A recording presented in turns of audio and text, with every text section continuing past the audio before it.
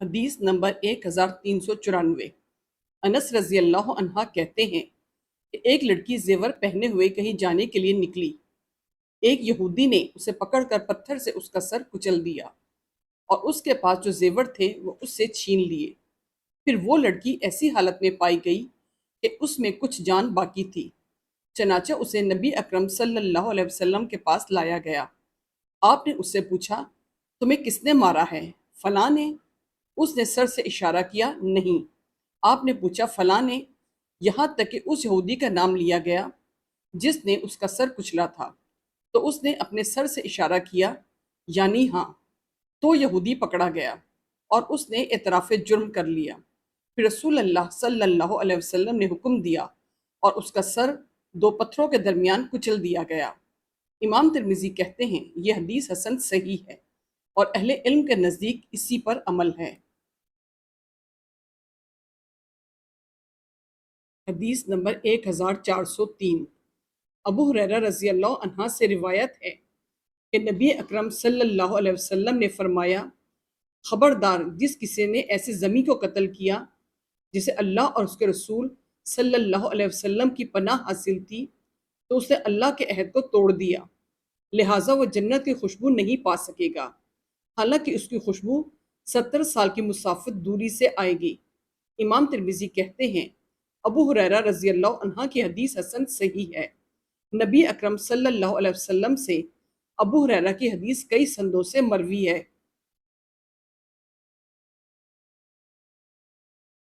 حدیث نمبر 1405۔ ابو ہریرہ رضی اللہ عنہ سے روایت ہے کہ جب اللہ نے اپنے رسول کے لیے مکہ کو فتح کر دیا تو آپ صلی اللہ علیہ وسلم نے لوگوں میں کھڑے ہو کر اللہ کی حمد و ثنا بیان کی۔ پھر فرمایا، جس کا کوئی شخص مارا گیا ہو اسے دو باتوں میں سے کسی ایک کا اختیار ہے، یا تو معاف کر دے یا قصاص میں اسے قتل کرے۔ امام ترمذی کہتے ہیں یہ حدیث حسن صحیح ہے۔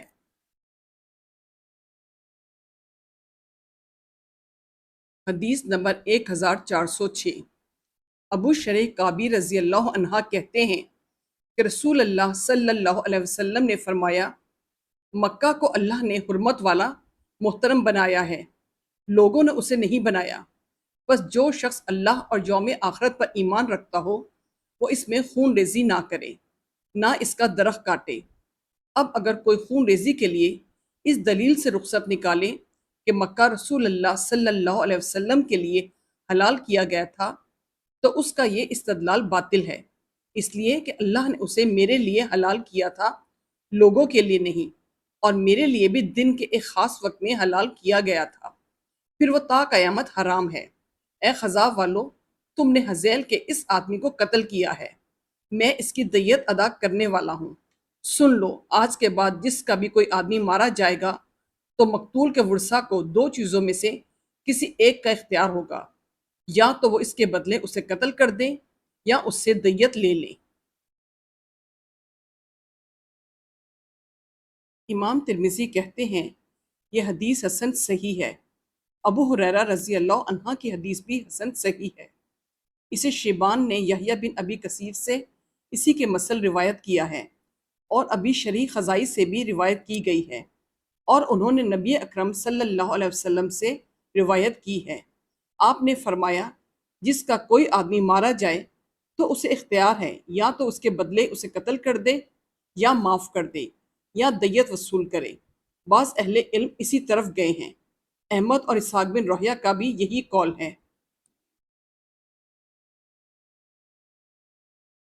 حدیث نمبر 1408۔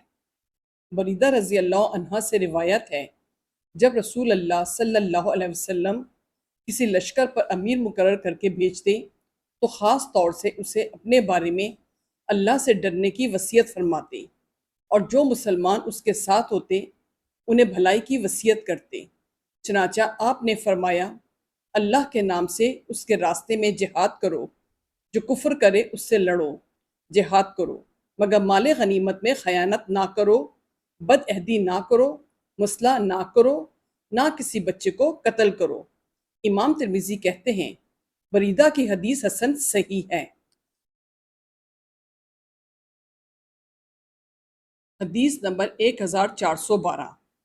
ابو جحیفہ کہتے ہیں میں نے علی رضی اللہ عنہ سے پوچھا امیر المومنین، کیا آپ کے پاس کاغذ میں لکھی ہوئی کوئی ایسی تحریر ہے جو قرآن میں نہیں ہے؟ انہوں نے کہا نہیں، اس ذات کی قسم جس نے دانے کو پھاڑا اور جان کو پیدا کیا، میں سوائے اس فہم و بصیرت کے جسے اللہ تعالیٰ قرآن کے سلسلے میں آدمی کو نوازتا ہے اور اس صحیفے میں موجود چیز کے کچھ نہیں جانتا۔ میں نے پوچھا صحیفے میں کیا ہے؟ کہا اس میں دیت، قیدیوں کے آزاد کرنے کا ذکر اور آپ کا یہ فرمان ہے مومن کافر کے بدلے قتل نہیں کیا جائے گا۔ امام ترمذی کہتے ہیں علی رضی اللہ عنہ کی حدیث حسن صحیح ہے۔ اس باب میں عبداللہ بن عمرو رضی اللہ عنہما سے بھی روایت ہے۔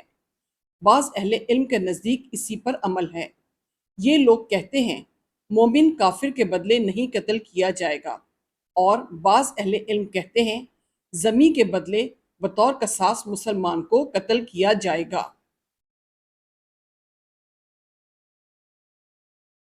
حدیث نمبر 1421۔ سعید بن زید رضی اللہ عنہ کہتے ہیں کہ میں نے رسول اللہ صلی اللہ علیہ وسلم کو فرماتے ہوئے سنا جو اپنے مال کی حفاظت کرتے ہوئے قتل کیا جائے وہ شہید ہے، جو اپنے دین کی حفاظت کرتے ہوئے قتل کیا جائے وہ شہید ہے، جو اپنی جان کی حفاظت کی خاطر مارا جائے وہ شہید ہے، اور جو اپنے اہل و عیال کی حفاظت کرتے ہوئے قتل کیا جائے وہ شہید ہے۔ امام ترمذی کہتے ہیں یہ حدیث حسن صحیح ہے۔